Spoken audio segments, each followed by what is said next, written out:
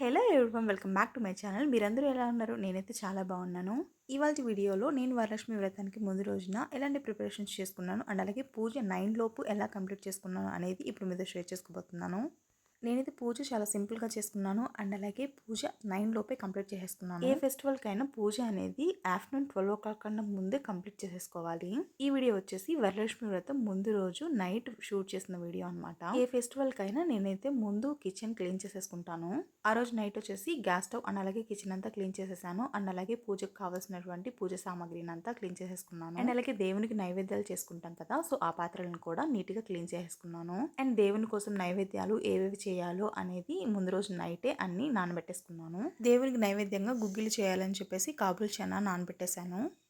And మినపవడలు కూడా చేద్దామని చెప్పేసి మినపప్పును కూడా నానబెట్టేసుకున్నాను. పూర్ణాల కోసం రైస్ అండ్ అలాగే శనగపప్పును కూడా నానబెట్టేసుకున్నాను. ఇంక ఈ పప్పులన్నీ నానబెట్టేసుకున్న తర్వాత ఇల్లంతా మాప్ పెట్టేసుకున్నాను. ఏదైనా ఫెస్టివల్ అప్పుడు నేనైతే ముందు రోజు నైటే ఇల్లంతా మాప్ పెట్టేసుకుంటాను.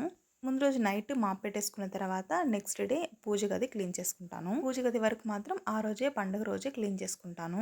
సో ఇలా ఇల్లంతా మాప్ పెట్టేసుకుంటున్నాను. పండగ ముందు రోజు నైటే ఇలా ఇల్లంతా క్లీన్ చేసుకున్నాం అనుకోండి, మార్నింగ్ మనకు అంత హడావిడి ఉండదన్నమాట. సో ఇదనమాట వరలక్ష్మి వ్రతం ముందు రోజు ప్రిపరేషన్స్. సో నెక్స్ట్ బ్లాగ్ వచ్చేసి నేను వరలక్ష్మి వ్రతాన్ని ఎలా సెలబ్రేట్ చేసుకున్నాను అండ్ అలాగే ఏమేమి నైవేద్యాలను ప్రిపేర్ చేస్తాను అనేది నెక్స్ట్ వీడియోలో పోస్ట్ చేస్తాను. ఏ పండగకైనా మనం ముందు రోజే ప్రిపరేషన్స్ చేసుకున్నాం అనుకోండి, మనకి పూజకి అంత లేట్ అవ్వదన్నమాట. మార్నింగే పూజని కంప్లీట్ చేసేసుకోవచ్చు. వరలక్ష్మి వ్రతాన్ని నేను ఎలా సెలబ్రేట్ చేసుకున్నాను అనేది నెక్స్ట్ వీడియోలో మీతో షేర్ చేసుకుంటాను. ఐ హోప్ ఈ వ్లాగ్ మీకు నచ్చిందనే అనుకుంటున్నాను. మీకు కనుక ఈ వ్లాగ్ నచ్చినట్లయితే ఒక లైక్ చేయండి. ఫైనల్గా సబ్స్క్రైబ్ చేసుకోవడం మాత్రం మర్చిపోకండి.